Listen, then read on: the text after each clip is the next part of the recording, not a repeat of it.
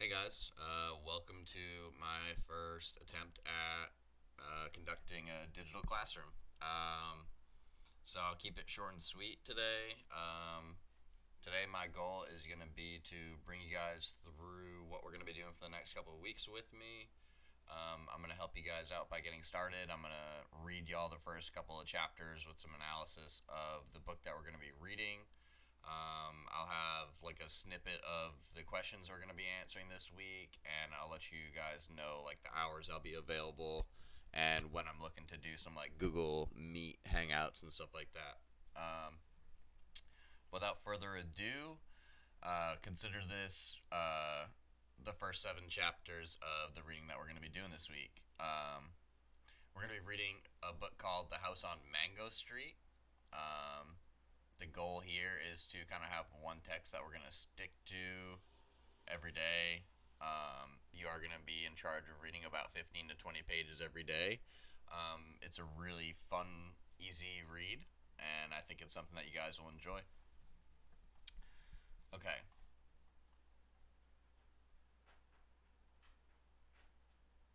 So as you can see right here, we have it sectioned out for how we're going to be going about this.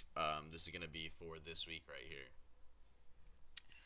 Every day you're going to have to do some reading and answer a couple of questions on the Google Classroom. And if you're interested, you can also partake in the daily or close to daily discussions that we're going to be having via video chat. So today I'm going to be reading chapters 1 through 7. So the house on Mango Street through laughter.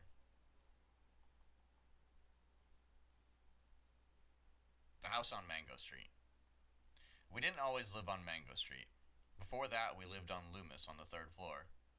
And before that, we lived on Keeler. Before Keeler, it was Paulina. And before that, I can't remember. But what I remember most is moving a lot. Each time, it seemed there'd be one more of us. By the time we got to Mango Street, we were 6. Mama, Papa, Carlos, Kiki, my sister Nenny, and me.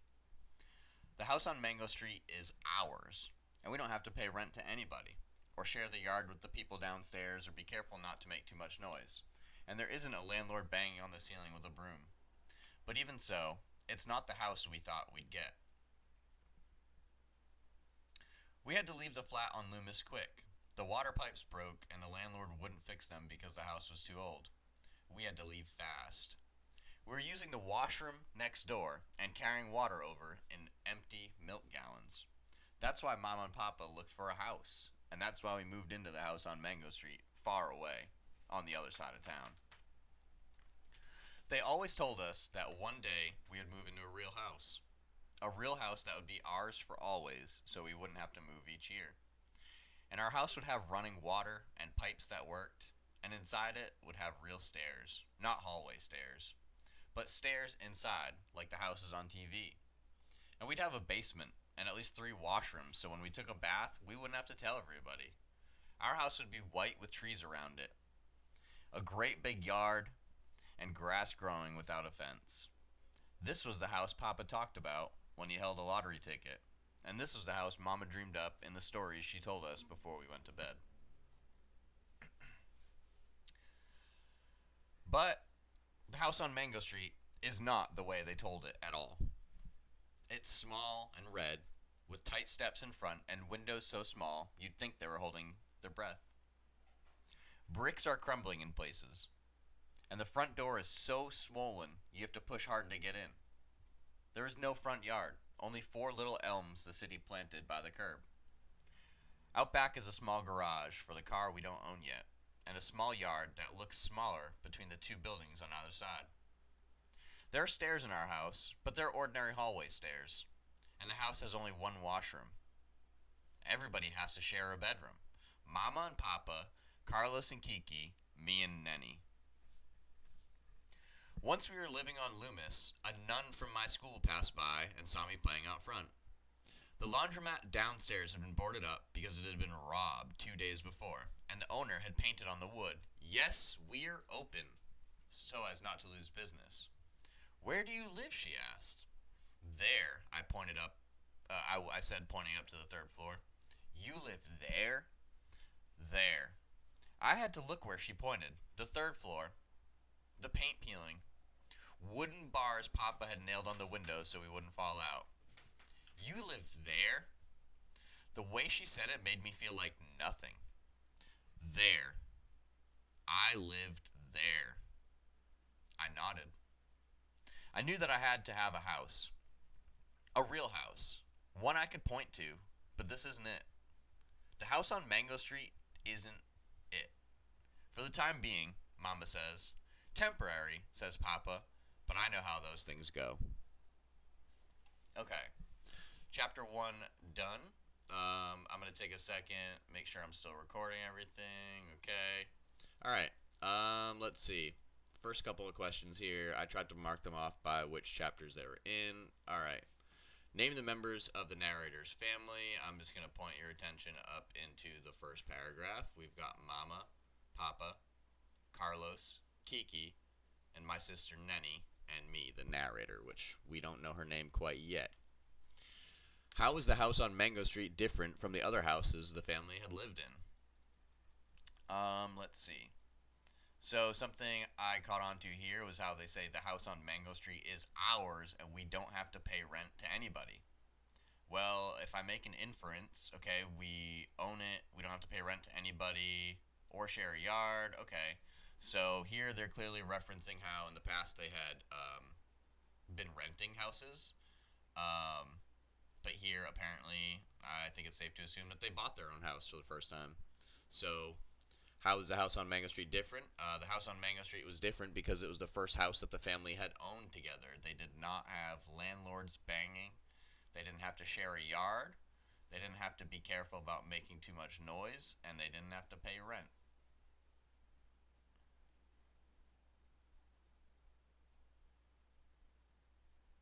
Okay.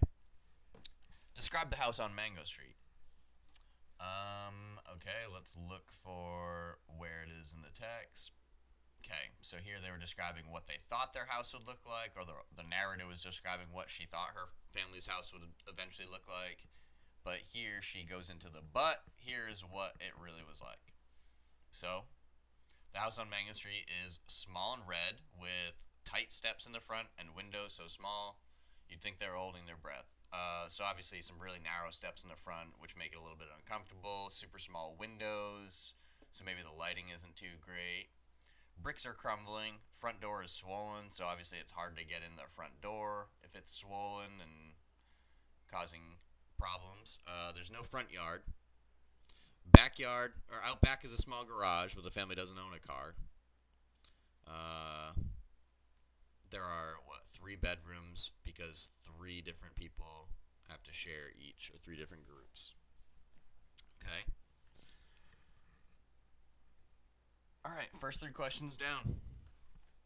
On to chapter 2. Hairs. Everybody in our family has different hair. My papa's hair is like a broom, all up in the air. And me, my hair is lazy. It never obeys barrettes or bands. Carlos's hair is thick and straight. He doesn't even need to comb it. Nenny's hair is slippery, slides out of your hand. And Kiki, who is the youngest, has hair like fur. But my mother's hair, like little rosettes, like little candy circles, all curly and pretty because she pinned it in pin curls all day. Sweet to put your nose into when she is holding you and you feel safe. Is the warm smell of bread before you bake it. It is a smell when she makes room for you on her side of the bed, still warm, with her skin. And you sleep near her, the rain outside falling, and Papa snoring. The snoring, the rain, and Mama's hair that smells like bread. Alright, it's a quick little chapter, quick little vignette, which I will post another video describing what that is. It's the style in which these little paragraphs or little chapters are written by Sandra Cisneros. So we don't have any questions to answer from this chapter necessarily, but one thing I think is important to notice is just based on the way the narrator described her family and her mother and her father, seems like she probably has a pretty good relationship with them. Obviously, her and her mom seem pretty close. If she's describing the way that her like warmth and her smell appeal to her and help her out and comfort her and stuff like that. So just a little character development. Boys and girls. The boys and girls live in separate worlds. The boys in their universe and we in ours. My brothers, for example, they've got plenty to say to me and Nenny inside the house. But outside, they can't be seen talking to girls. Carlos and Kiki are each other's best friend, not ours. Nenny is too young to be my friend. She's just my sister, and that was not my fault. You don't pick your sisters. You just get them, and sometimes they come like Nenny. You can't play, or she can't play with those Vargas kids, or she'll turn out just like them. And since she comes right after me, she is my responsibility. Someday, I'll have a best friend all my own. One I can tell secrets to. One who will understand my jokes without having to explain them. Until then, I'm a red balloon. A red balloon tied to an anchor. Okay? Why does the narrator say that Nenny is not her friend?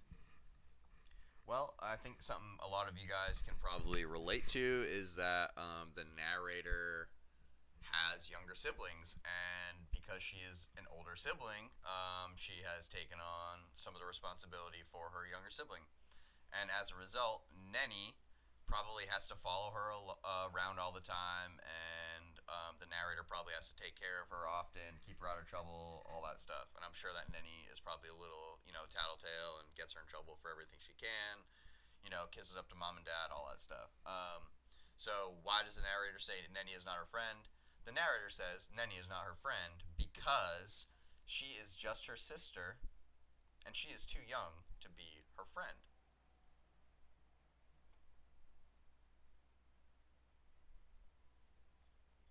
Okay?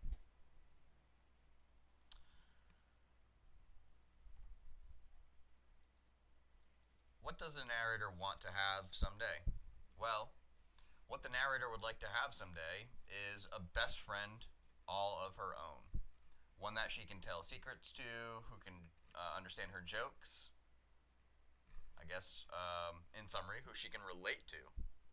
Until then, she feels like she's a red balloon.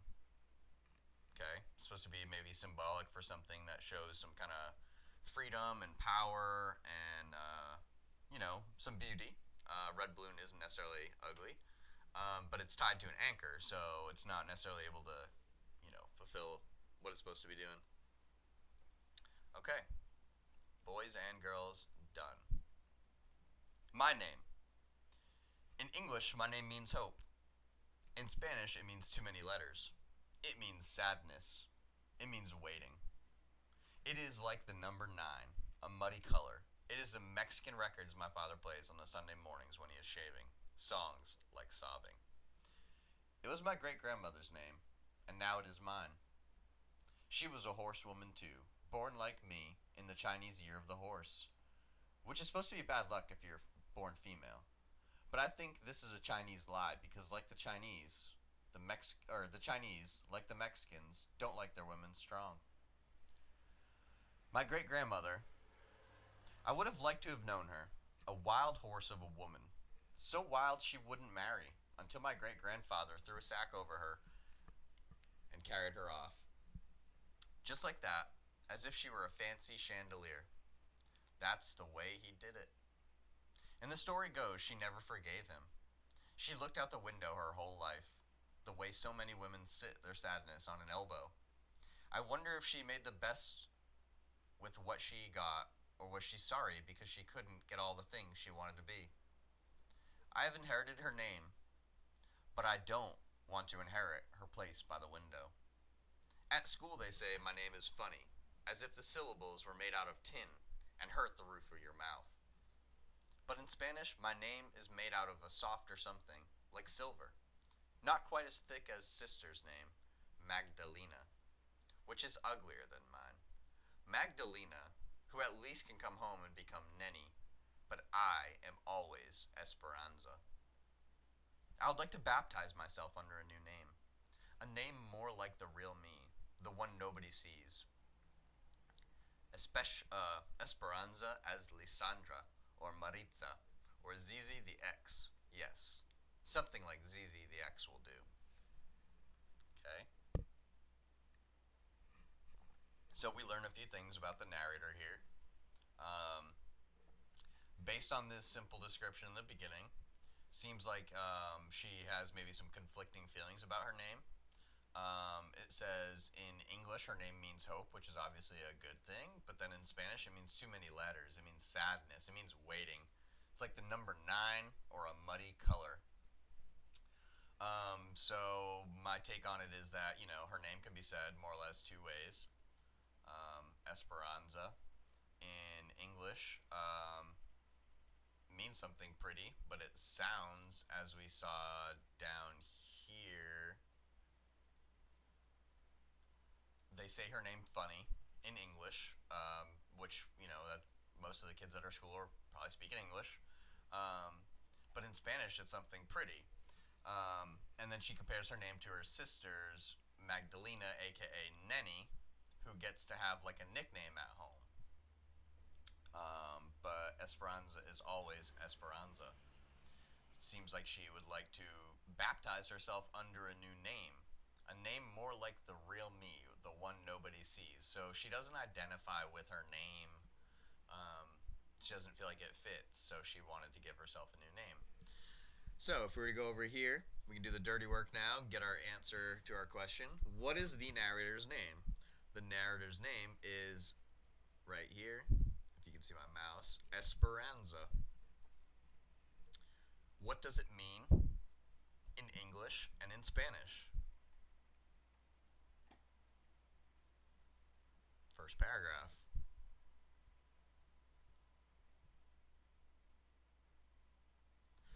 And after who is she named? It was my grandmother's great grandmother's name, and now it is mine. I think you should be able to figure that out. Just a little bit more analysis or, questioning. If you had to guess, how do you think that she feels about her great grandmother? Um, that seems to be kind of a staple of these few paragraphs right here. At first, I would dare to say she seems conflicted yet again. That's something I'm noticing a lot in our narrator, Esperanza. She seems to be showing two sides to things. At first, she seems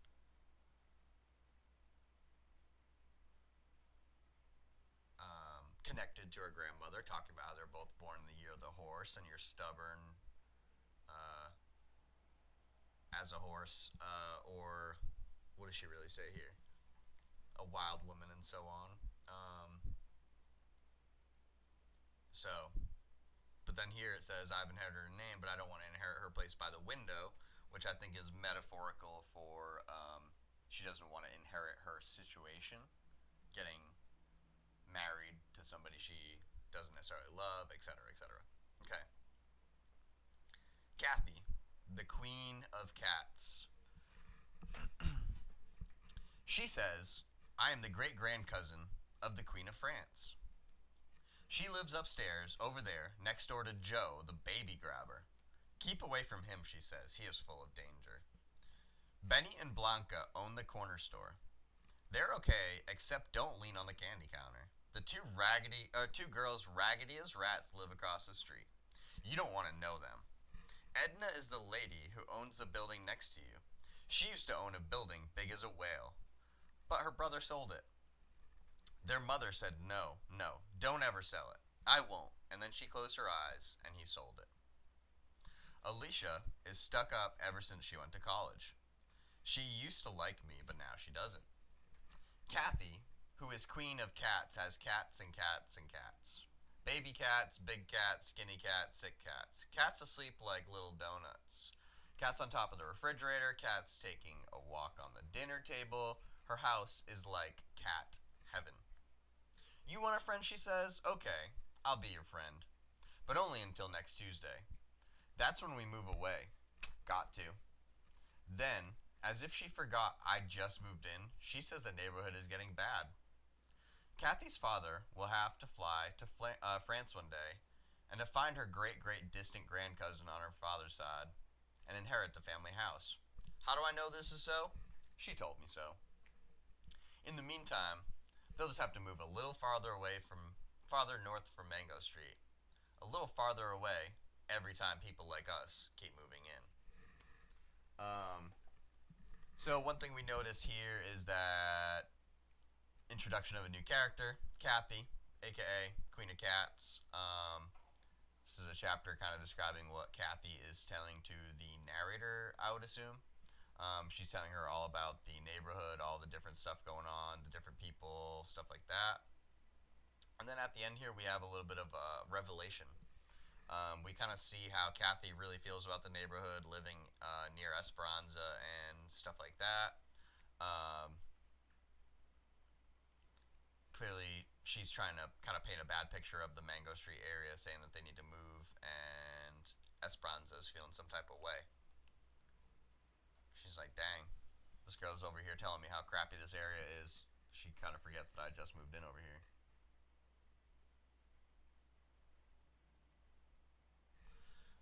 Okay. No questions to answer here. Let's see. Alright, 2 chapters left. Here we go. Our good day. If you give me $5, I'll be your friend forever. That's what the little one tells me. $5 is cheap since I don't have any friends except Kathy, who is only my friend until Tuesday. $5. $5. She's trying to get somebody to chip in so they can buy a bicycle from this kid named Tito. They already have $10 and all they need is 5 more. Only $5, she says. Don't talk to them, says Kathy. Can't you see they smell like a broom? But I like them. Their clothes are crooked and old. They're wearing shiny Sunday shoes without socks. It makes their bald ankles all red, but I like them. Especially the big one who laughs with all her teeth. I like her even though she lets the little one do all the talking. $5, the little one says. Only 5. Kathy is tugging my arm, and I know whatever I do next will make her mad forever. Wait a minute, I say, and run inside to get the $5. I have $3 saved, and I take 2 of Nenny's. She's not home, but I'm sure she'll be glad when she finds out we own a bike. When I get back, Kathy is gone. Like I knew she would be, but I don't care. I have 2 new friends and a bike, too. My name is Lucy, the big one says. This here is Rachel, my sister. I'm her sister, says Rachel. Who are you? And I wish my name was Cassandra or Alexis or Maritza. Anything but Esperanza. But when I tell them my name, they don't laugh. We come from Texas, Lucy says and grins. Her was born here, but me, I'm Texas. You mean she, I say. No, I'm from Texas. And doesn't get it. The bike is 3 ways ours, says Rachel, who is thinking ahead already. Mine today, Lucy's tomorrow, and yours day after. But everybody wants it to ride it today because the bike is new. So we decided to take turns after tomorrow. Today, it belongs to all of us. I don't tell them about Nenny just yet. It's too complicated. Especially since Rachel almost put out Lucy's eye about who was going to ride the bike first. But finally, we agreed to ride it together. Why not? Because Lucy has long legs, she pedals. I sit on the back seat. And Rachel is skinny enough to get up on the handlebars, which makes the bike all wobbly as if the wheels are spaghetti. But after a bit, you get used to it. We ride faster and faster. Past my house, sad and red and crumbly in places. Past Mr. Benny's grocery on the corner, and down the avenue, which is dangerous. Laundromat, junk store, drugstore, windows and cars and more cars. And then around the block back to Mango. People on the bus wave. A very fat lady crossing the street says, You sure got quite a load there. Rachel shouts, You got quite a load there too. She is very sassy. Down, down Mango Street we go. Rachel, Lucy, and me. Our new bike. Laughing the Crooked ride back. Our good day. Okay. What did Esperanza buy? How did she go about buying it? Esperanza bought a bicycle. She went about buying it with two other friends, two new friends of hers, Lucy and Rachel. In order to buy the bike, Esperanza had to chip in with Lucy and Rachel, along with borrowing $2 from Nenny. In the process, she made Kathy mad. So, recap, bought a bike, had to chip in with people, borrowed money from Nenny, made Kathy mad. Alright, last chapter for the day. Laughter. Nenny and I don't look like sisters. Not right away. Not the way you could tell with Rachel and Lucy, who have the same fat popsicle lips like everybody else in their family. But me and Nenny, we are more alike than you would know. Our laughter, for example. Not the shy ice cream bells giggle of Rachel and Lucy's family, but all of a sudden in surprise, like a pile of dishes breaking, and other things I can't explain. One day we were passing a house that looked, in my mind, like houses I had seen in Mexico. I don't know why. There was nothing about the houses that looked exactly like the houses I remembered. I'm not even sure why I thought it, but it seemed to feel right. Look at the house, I said. It looks like Mexico. Rachel and Lucy looked at me like I'm crazy, but before they can let out a laugh, Nenny says, "Yes, that's Mexico, all right. That's what I was thinking." Interesting. Just another little chapter about some character development. I learned that Nenny and Esperanza might not look alike, but they share a few things in common with their personality, maybe, and some of their characteristics, like their laugh, and I guess the way that they view things, and maybe how they remember or interpret what Mexico looks like. All right. So that is the end of the read aloud for day one. What I wanted to do was give y'all the read aloud to get you guys off to a good start. Hopefully you guys can get the questions answered. What I'm going to do is, let me think. Well, a couple things. Every day I'm going to be popping into the Google Meet at least for 30 minutes a day.